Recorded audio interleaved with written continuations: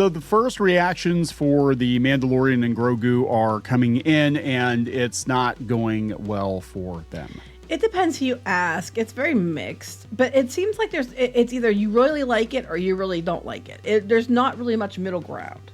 Well, that's not going to be a crowd pleaser, right? Because No. anytime a movie is divisive like that, especially Star Wars, when you're trying to bring people back into the fold, you're trying to get them excited to come back to Star Wars, and it's getting a mixed reception, that does not bode well for the box office. So I'm waiting to see what audiences say because, critics, you really can't trust critics half the time. So it's audiences that I'm interested in hearing from. if people go, I think this one is going to play out. They're saying Solo. I think it might actually do worse than Solo because they seem to be in full-on panic mode with the promotion. I think they know it's not looking too good. They just had something drop on Reddit the other day, or no, this come from the Wrap, friendly media. Star Wars, The Mandalorian and Grogu surges in audience excitement. Like, in what way? Based on what? Based on what? I'm not feeling it. People are talking about a lot of other movies this summer. I mean, look, I could be very, very wrong, and it could wind up being the biggest damn thing this summer, but I don't think it's going to be. I want to know what they're basing the audience surge and interest on. Like, based on, I don't know what they're basing it on. Like, not for ticket sales, because just a couple days ago, they were saying that it's probably going to bring in the North American market, at least. They're estimating for the entire run, 152 to 228 million. So how they got this data? Hold on. This is coming from the Wrap. They said Screen Engine ASI collects data via open-ended responses to what is the one upcoming entertainment release that you're most interested in watching. So wait, they just ask people and then those that answer. And right. who from 1,000 people, is that what it's like? So yeah, 1,000 media consumers, 13 to 64. Yeah, okay. Oh, for God's sake. That's really stupid. Reaching, guys. Whatevs. That's damage control, because now the reactions are out. They're not good. We got Pedro Pascal promoting the movie by kissing Stephen Colbert on the mouth. I mean, it's not going to go well. It's not going to go well for He's not them. as popular as he used to be. I've noticed that. Like, Pedro? Yeah, before it was like, oh my God, it's Daddy. And now it's just like no one cares. They just don't care. And nobody cares about Star Wars. So let's talk about this. Before we get into it any further, please subscribe for more pop culture news, views, and rants. Guys, get woohoo if you do. Woohoo. This episode brought to you by the Reefers over at more.clownfishtv.com. That's more, more.clownfishtv.com. You can become a reefer too. For a few bucks a month, you can get some paywalled content and join the reef. And thank you very much for the support. Real quick, the reason it's called the reef, people are like, I don't want to be a reefer. The reason is because clownfish live in reefs. And so we used to have a thing called web reef. So we call them the reef, and you're a reefer. That's the explanation. So people know. They know they're reefers. Reefer madness, everybody. Reefer madness. All right. I think you have to be pretty stoned to want to go see Star Wars in the theaters. I'm going to be seeing it, but that's just because I'm going to be like honest about it and give a review. And if it's good, I'll say so. I mean, I'm not going to lie just because that's what people want to hear.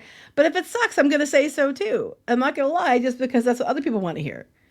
So they said the first screenings were held on Thursday, and they did have Grogu on the red carpet, little animatronic Grogu probably coming to a theme park near you so he can get punted across the concrete by some Karen or something, but the Mandalorian Grogu screenings were held on Thursday, and reactions from those coming out of the movie have been pretty starkly divided, with some calling it among Star Wars' worst features. It is very divided. Like, I'm not joking. It's either there's not much middle ground. It's either one extreme or the other. And now this is not the review embargo. The review embargo is not up until, I want to say, the 19th. This is just the social media embargo that's up. So you can give your impression of the film, but you cannot do a full review yet. They said that unlike the other movies, it's not part of the Skywalker saga. It's inspired by the Disney Plus series, The Mandalorian, and that may not have worked in its favor. There's a lot of homework. You have to watch all the shows. You have an audience who's used to watching on Disney Plus. They're not going to go to the theater because they know if they wait, it'll be on Disney Plus. Yeah. Well, that's just it. It looks like a Disney Plus show. This is the same thing that happened with Captain America 4. It was just a continuation of Disney Plus. The Marvels, it was a continuation of Disney Plus.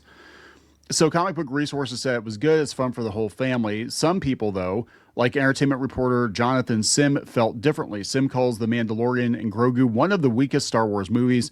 He goes on to say it's an emotionless, predictable experience that doesn't push Din Djarin anywhere interesting. Dull, unexciting fight scenes, just CGI monsters, action figures mashed together, a long, colorless, made-for-TV movie. Well, that's funny you said colorless because you were pointing that out too.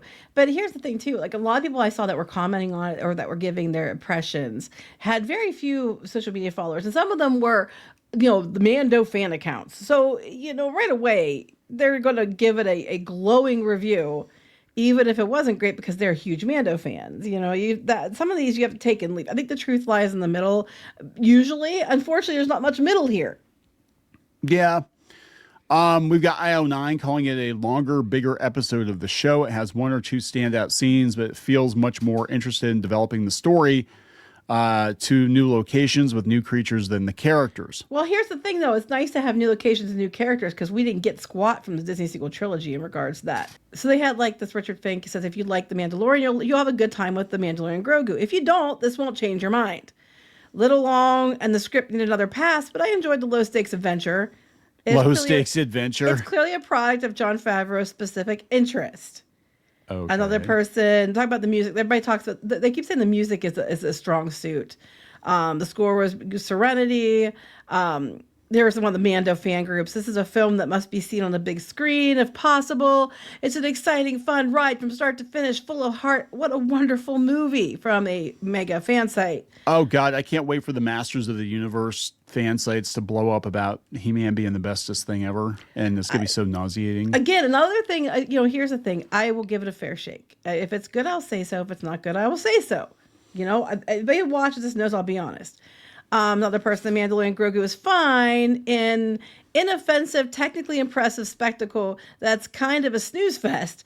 Very much structured like an abridged season of the TV show, which unfortunately plays like watching the cutscenes of a Star Wars video game instead of playing one. Here's the thing. I believe that because when we saw that one scene where they were with the walkers, it's one thing I said. I said, it reminds me of a video game cutscene. Yeah. And I said that then when I saw that part, it was like, and I love walkers, but I was like, I know so they'd make sure they put them, oh, look, there's X-Wings. Oh, look, there's walkers, to make sure, it's like, there's huts. It's honest. It's like the old stuff you used to like, but all I kept getting from it was cutscene, video game cutscene. Another person, The Mandalorian Grogu, is a major return to form for Star Wars. All the things that make Star Wars special are here. Whimsy, adventure, weird monsters, action, heart, and rolling huts. The score is the beating heart. Star Wars fans should be thrilled by this. It just looks, I agree. It looks like a made-for-TV movie. It looks like, instead of having the Ewoks battle for Endor or whatever, or the Caravan of Courage, we have The Mandalorian and Grogu. It gets Wednesday night on ABC.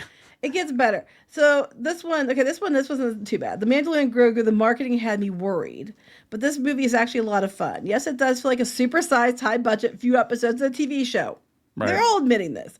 More of an adventure of the week than a huge galactic event story. If you like the show, you'll like this. But this next person, Mandalorian and Grogu, finally, they made a Star Wars for me to despise. Oh, my God. Some cute moments can't save it from the feeling terminally dull and offensively inoffensive. Feels like marathoning the blandest episodes of the show that are also totally inessential. A waste of time and potential. Ouch. That's not good. Yeah, so it just goes on. This is what we talked about. Jonathan Sim, Junior Felix. Jaw-dropping sequences. Couldn't help but smile the whole way through the film. Look, it might be good. I'm going to be honest. It might be good, but if we go and see it, I've got a feeling, if I were a betting woman, I'm going to like it more than Neon's going to like it. Yeah, probably. Because usually I'm a lot more forgiving than he is. I'm the Vader and he's the Emperor. But, Games Radar. The Mary Sue's Rachel Leichman called it a perfect expansion of what the show set up. God, as soon as she says Rachel Leichman, it's like, I don't really fucking care what she says. Truly the best outing yet for Baby Yoda and his dad, and also the best 20 minutes of a side quest to ever exist. I love Star Wars on the big screen. Wait. So we got a movie, and I don't think it's a super long movie. I mean, I don't know, a couple hours, but 20 minutes of it is a side quest? Yeah. So this is again, it's come from Games Radar. Their own senior entertainment writer, Molly Edwards, called it so much fun. So women seem to like it more. So much fun, a big, exciting summer blockbuster. They probably will, because when we looked at this, like that chart they had before, where Star Wars skews more male, Marvel occasionally crosses over to women, but Star Wars stayed in male dominated. The closest they got to crossing over into female audience dominated audience was The Mandalorian. That was the closest it got. So it makes sense. And it's because Baby Yoda, because of Grogu. That's why the women are like it. Like, oh, it's a baby, my ovaries. And that's why they're liking it. So I'm thinking that's probably, why women, you're getting a stronger reaction from women. My ovaries. Sorry, I'm just saying. Well, you girls know what I'm talking about. Oh, my ovaries. Yeah. So this is comingsoon.net on Yahoo said it's tracking like Solo, but there's a big difference, and they're saying it might actually do worse than Solo overall. Is that right? Well, that's what they're talking. It's not going to do great. They're talking 80 to 90, somewhere in the range for the opening. And then I told you what they said. They said the big difference is that its budget's lower, so it's going to have to make less to break even. They're saying that they're expecting it has to do. I forget, they said like 400 and some million, like 414 and like 50 million or something like that to break even. And it's a possibility, because that's a little bit more than what the entire run of Solo did. However, it's still tracking below Solo. So unless it really, really does better than Solo, if it does the same, it's not gonna profit. No, and that's if the budget stays what they think it is, because a lot of times it goes way higher. I don't think it's going to do that well. I mean, I could be wrong. Maybe the ovary factor. Maybe I didn't take the ovaries into consideration like I should have. But I am just feeling like it's not going to do great. And this just reeks of desperation, this whole thing that they're trying to be like, everybody's super excited for The Mandalorian and Grogu. I'm like, no, they're not. I just thought it was funny. Kathleen Kennedy was there too, because she's still a producer on this stuff. So of course she's showing up. But she just popped in because she had to get the shit off her desk. And she's popped in because she was, don't forget about me. I got it in my face. She was one that was so mad because she keeps claiming that Grogu was her idea, and they're like, no, it really wasn't. Yeah. She's just like, but that's why people are coming. I mean, because they want Baby Yoda. Because that's why I think that's at $600 Baby Yoda sold out. No, I think that's actually the $6 million Baby Yoda they use in the show. I don't know. For 600,000. I thought someone said it was the one that was 600, but I don't know. I didn't buy one, so I couldn't tell you. All right, so this is a couple of days ago too. This is in the box office. It said, could The Mandalorian and Grogu be the first Disney Star Wars movie with a major disparity between its domestic and international box office grosses? International is all that's going to save it at this point. Yeah, because they're not predicting much from American audience. The high end, 250 million for the full run for North America. So unless you get a huge audience overseas, it's not going to look good. Well, okay, that's the problem, because they're saying that typically the other Star Wars movies, even Solo, it was almost a 50-50 split. And this comes from Reddit, by the way, the box office subreddit. But Solo was like a 50-50 split. Rise of Skywalker was like 48 domestic, 53 international. They're saying that so far this one is tracking well under the other overseas releases. Because if they did a 50-50 and it came in at the high end of what they're expecting, then they will break even and make some money. Yeah. If they get the 50-50. If they do not, then they'll be lucky if they break even. They think this one's going to be more of a 70-30. Ooh. They said that they think the international gross might only be 100 to 125 million. For the whole time, or just for opening? For the whole time. Oh, that's bad. Because if they're talking 250 the high end, and you get 100, you're talking 350, not enough to break even. Even 125, that's not going to put it in a break even area. No, I think they know. I think they know this one's kind of a bust. I mean, really, I don't. So much money on marketing. So much money. I don't think that this one is going to be a good indication of where Star Wars is. I think Starfighter is going to be the make or break, because that's going to be like a completely new movie. I would say yes, but I think if this one does bad, they're not going, I don't know. I just don't know how people are going to feel. If this is bad, it might check more people out. They should not have put this one out first. And they should have done this one years ago. This one should never be a movie. It should have been the fourth season, or they should have done it like 4 years ago when people cared. When people gave a shit. Yeah, you waited too long far too long. And then and you know what, Pedro Pascal, he was doing. Everybody thought he was great last year. No one talks about him and not much in a positive way this year. No, that is true. You know, well, and he's just out there like, you know, getting to him. Yeah, he's going too far, and you know, yeah, I'm sure this is where's his smooch? You think you missed it because at the beginning, because he was like tapping his lips. Oh, there we go. There's the kiss, everybody. I'm sorry, Pedro Pascal, not a straight man. Those are not straight man pants. Well, the thing is, they were banking on women having the hot storm. Now women know they have no chance. They just don't care now. And that was audience, and the audience they're going for with Fantastic Four and with Mandalorian were female. I mean, let's be honest. Yeah. It's more of a female audience for those shows. And that's what they were going for. And now the women are just like, you know, no, thank you. That, you know, they're losing that. He is not a straight. Like, I would look at this guy. I mean, no, I haven't thought he was a straight guy for a long time, but you know, like you'd see this guy out like in a restaurant or something, and be like, okay, he's waiting for his boyfriend. I mean, seriously, that's. Well, I'm pretty sure he has a boyfriend right now, but you know, and that's fine. It's just that, you know, I'm not surprised, but that's to say the audience you're recording, they're not interested. And ovaries closed. Ovaries are closed. That's right. You have to show Baby Yoda. You have to show Baby Yoda that. Yeah, for that to not that way, but you know what I mean. Baby Yoda makes his ovaries hurt. I'm sorry. I just don't see why people want to see this as a movie. It was a show, and even as the last season of the show, it was a shitty show. It's been going downhill for a while because of poor choices, and then they're like, oh, we're gonna go put it as a movie, and it's like, you know, 4 years too late.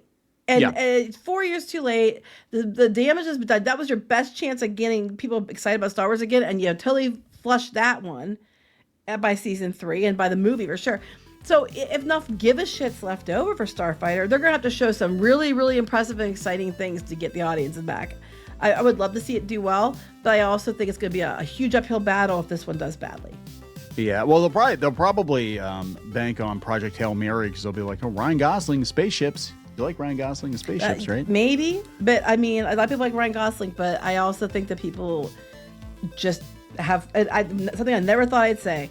I mean, years ago, I would never believe that the people just don't care about Star Wars anymore. They found a way. Like, Star Wars will always be relevant until Disney bought it, and then they found a way to make it completely like obsolete, and no one gives a shit about it. And it's like people were like, hey, it can't get any worse than the prequels. The prequels are pretty terrible, right? Like it can't get any worse, right? Right? Oh my God. Yeah, Disney killed Star Wars in 10 years. Less than 10 years. Mm-hmm. It's unreal. The most bankable, evergreen pop culture IP on the planet. And you killed it in less than a decade. Congratulations. Yep. All right, we're going to wrap it up. Yep. Please subscribe for more pop culture news, views, and rants. We'll talk later. Bye.